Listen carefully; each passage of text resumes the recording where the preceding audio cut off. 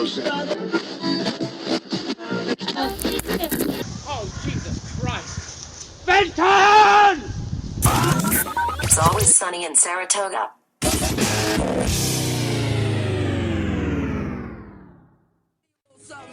These brothers running around, hard-headed, they get a little jealous, you know what I'm saying, just like that, you know, they try to bring you down with them, but yo, Chuck, you got to tell them just like that. So it's time to leave you a preview, so you too can review what we do. 20 years in this business, how you sell soul, she whiz, people bear witness.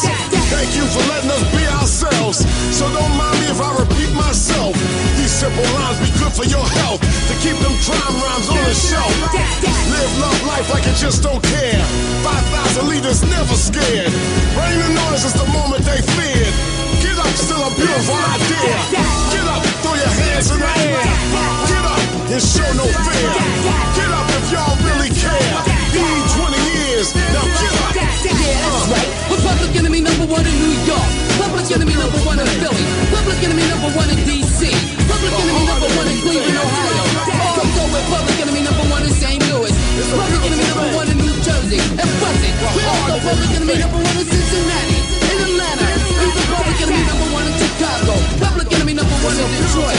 Public enemy number one in Oakland. Public enemy number one in Baltimore. Public enemy number one in Miami. Public enemy number one in Indiana. Also, public enemy number one in L.A. Also, public enemy number one in Alabama, y'all. Public enemy number one in Tennessee. Public enemy number one in Mississippi. That's not like that.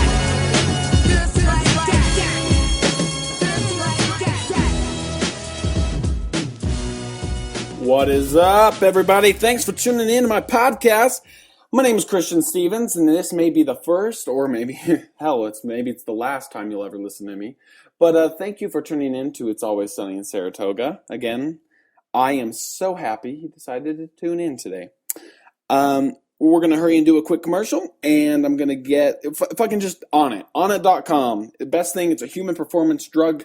It's not really a drug. It's more all natural products and workout, just stuff for life. A few other products, New Mood. It's a badass product. I fucking take this every night. You take it, your body gets full of serotonin and dopamine and all of these things, and you honestly sleep awesome. But you wake up totally refreshed, and over time, the more you take it and these serotonin, these levels get higher, you become... I do believe that sometimes, people need antidepressants. If you get to the lowest of lows and it's just nothing's working, get on those for a little bit. But I think if you're just down every once in a while and things, this is something to try because it definitely makes me happier. I love this shit. I fucking love New Mood. I love Alpha Brain. That's what I'm on right now. And it just runs your mind. And you start using more of your mind, if that makes sense. I mean, the scientists and people say that only, Albert Einstein only used 12% of his brain. I'm not saying I'm using 12% of my brain, but me being naturally, and I don't know if I believe this. I was born and they told me, hey, you're fucking ADD, which I just think I'm more right-minded. I'm more creative. I'm more, I do things that other people don't normally do, but I don't think that makes me attention deficit disorder. Yeah, I'll pay attention to only things I really want to pay attention to, but I think most people are that way. Anyways, Alpha Brain helps me a shit ton. I know that. It's an awesome product. All these products, they have so many cool stuff. But I won't get much into it because I don't want to spend that much time on it. So anyways, go to Try Onnit, ONNIT, so tryonnit.com. We're working on getting you a promo code so we can get you some like 10 or 20% off and stuff of the products. But for right now, just hit it up, try it out. You can, I think you can even get free samples and stuff. You just have to, I don't know, you have to find it. But anyways, tryonnit.com. Try this stuff out, guys. I'm serious. I'm not going to promote stuff I don't, I guess, believe in. Anyways, yeah, try this stuff. All right, let's start the show. So tonight I want to talk about, a lot of things, but we're going to kind of discuss a weird subject in a way that I've kind of recently found that, so with starting this show, a lot of people are really weird. They're like, they have a hard time believing in, like myths or monsters or, I guess what I'm saying, like the Loch Ness Monster or Bigfoot and these ideas of, oh, wait, there could be extraterrestrials out there and stuff like that. Just like, I guess believing in the things that aren't scientifically totally 100% proven. And so why I have to laugh, I guess, is I'm not religious. I used to be Mormon. If you haven't heard my story, you should go and listen to my ex-Mormon one. But really, I used to be a Mormon, and then I kind of grew up and I realized a lot of stuff. And so what makes me laugh at what I'm saying about this is it's just God or Jesus or Buddha or Gandhi, or not Gandhi, but I mean like Abraham, Muhammad, all these crazy stories, even in the Bible, like Jonah and the whale and all these crazy things. And here they are, they're saying, hey, what are you talking about? I don't believe in aliens. I don't believe in Bigfoot. I've never seen it. Yeah, well, no shit, dude. I've never seen Jesus Christ either. Have you? I've never seen these guys. Have you seen them?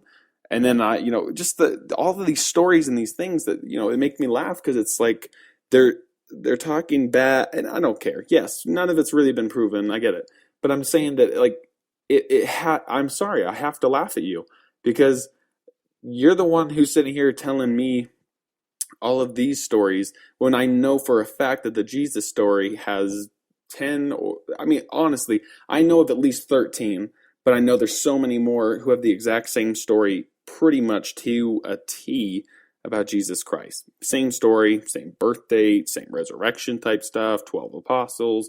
I mean, Mithra, then there's Horus, and then even Osiris is in that a little bit. Just there's so many stories in these things. All it is them telling in a different way, if that makes sense. Like it's all astrological. If you look back, it's all astrological with the North Star, Orion's belt, the three kings. It's in the zodiac signs, the 12 apostles. There's 12 zodiac signs. It all goes with the sun. But I'm not going to get much into that. I just have to laugh about the fact that people are having a hard. I mean, I get it. You have a hard time believing in a big hairy ape walking out in the middle of the woods. But there's been a lot more signs of Bigfoot than there is Jesus Christ. Is all I'm saying. So, that's where we're going to kind of take the show tonight. Is just myth, monsters, and God. Kind of this idea of where are they, what are they, and why aren't they showing up constantly? I mean, I understand if you're. I don't know. I remember my dad. One of my favorite stories ever. When he would want to read the scriptures, he would tell me, "Hey, I would have him read the story about Cain and Abel, which is, if I don't know if everyone knows, but I'll kind of just tell it. So, it's in Genesis somewhere. I believe it's in the first part of Genesis, and it's this story of Cain and Abel, which were brothers of, I guess, Adam and Eve. Which again is another thing. Here we believe in the talking snake, and there's two people just set here in this garden, and then they ate an apple, and then that's how humanity started. Okay, well. Anyways, guys, what I'm saying is pretty much to the fact that I'm having a hard time believing all of these stories, and so I remember my dad was telling us that, my dad, I don't know if it started with my grandpa or something, but just had a huge. I guess, I don't know, he believed in these type of things, the aliens and stuff. Maybe that's where I got it and all of this. But he would tell us this story, about Cain and Abel. And Cain and Abel were brothers. And let me get this right. Cain killed Abel.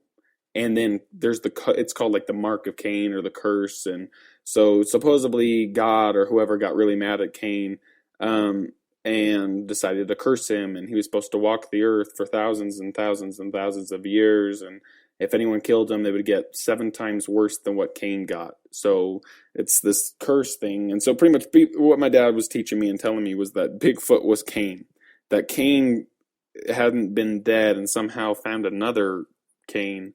It didn't make any sense. It still doesn't make any sense. But just the fact of that's what he was, and I love him to death. But it's a joke. It's a complete joke. There's not Cain walking around as Bigfoot. I think this would be a primate creature. It could be something we just haven't discovered. And there's tons of, I don't know, everything's going to be sketchy. And especially nowadays with the internet, it even gets worse because now it's so much easier to make a crappy, realistic type looking video, if that makes sense. So now it's harder to even find out if this is true or not and these or that. So I'd have to, I don't know. And again, I've never seen Bigfoot, but I want to believe in him. And there's a difference. Is where I'm trying to take the show right now is there's a difference between myths, and there's a difference between not necessarily the unexplained, but just more that a myth is a little different than, let's say, like I don't know. Just the fact that I haven't experienced it, and there's a difference between a made-up faulty story, if that makes sense. As in most religious stories. Like, again, Jonah and the whale, I have to laugh. The guy did not live, again, and they say, okay, it was a big fish. I have a hard time believing that a man lived in a fish. Like, Pinocchio, he lived in the whale, but I've, at Disneyland maybe, but it's a joke to me. I'm sorry, I can't see it. And again, for listeners, guys, don't take me too serious. If you are believing in these things and you do, then that's great. And I have nothing against you. If you want to believe in them, believe in them. I don't care. I'm going to believe in what I believe, and you can believe in what you believe.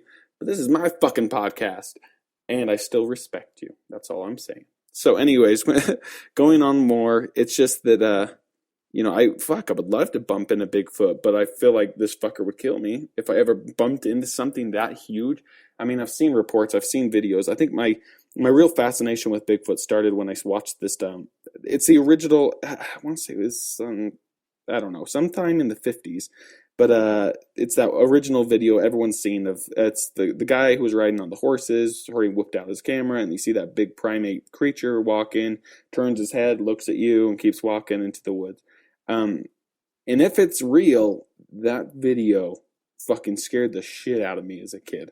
I mean, it was more of a scared, but like, holy shit, there's some stuff out there, man. This thing's crazy. So I remember I would go to Hollywood Video. I go all these like rental places to go get movies on anything paranormal, mainly Bigfoot and the Loch Ness Monster. Totally obsessed. I remember the first time ever using the internet, of course, dial up, and I don't remember what it was. Maybe it was AOL Online. I don't know. But classic. The first time I can remember ever using the internet, all I ever looked up was UFOs and the aliens and Loch Ness, especially the Loch Ness Monster. I was obsessed with it. I wanted to go to Scotland. I wanted my parents to take me to go see the Loch Ness because I felt I was going to bump into it and I'm going to see it. But, again, these things haven't been proven, yet they haven't been disproven. What I'm trying to say is with religion, a lot of that can be disproven, and it's just more of these, not tall tales, I guess. What I'm trying to say is it's more of a way of describing nature, or it was certain ways to control other people back then by being scared of something going to happen to them, either in the afterlife, or if you did this, this is going to happen. And back then, they didn't take shit. Like, they would stone you to death. They still do it. I mean, I think Islam, I have nothing against it, but it's just they stick to the book still, like, in a way. They're very hardcore to that book that, like, you do this, do that wrong.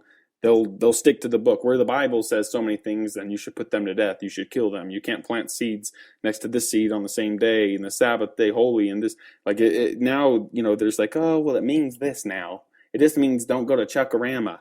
Don't go to a fucking buffet on Sunday. That's what it means, guys. Like, they just try to do all these loopholes, and it's just like a fucking tax thing. Everyone wants to find the little loophole with religion.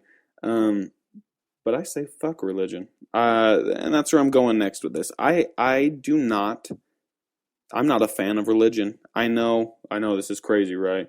But I don't like religions. I really don't. And every time I've ever talked to anyone, or I get it's not an argument, but I love getting into talks. And so when I talk to someone and, we're talking about religion and it pops up, there's two things that usually happen. One, I realize I am completely talking to a fucking retard, and I just play dumb and smile and let them do their thing, and I realize it's not worth a fight. It's not worth the argument, because whatever I say is not going to matter to them, because they're not accepting it. They're not open-minded to it. They're not thinking. It's just my way or the highway, or they're very brainwashed, completely brainwashed. The second thing is that we get into a good conversation, and then they always bring up the good topics of what religion does. They'll always bring up, oh, well, look how many things, and look how the church does this, and they're always there for humanitarian and this and that, and no doubt that I'm sure there's so many great things, but if I had to get a scale and put one side all the good things and put on the other side, all of the bad things and the corruption, I'm gonna go out on a limb here and say that the corruption is gonna be huge, and it's gonna overweigh the fact of all the good things that they'll do. And I don't want to get too deep into this, because I know that a lot of people probably listening are somewhat religious, or they don't know what they are, or they're open-minded to it, and maybe this is what they need to hear. But for me, religion's just, I think it's very unhealthy. I think it's psychologically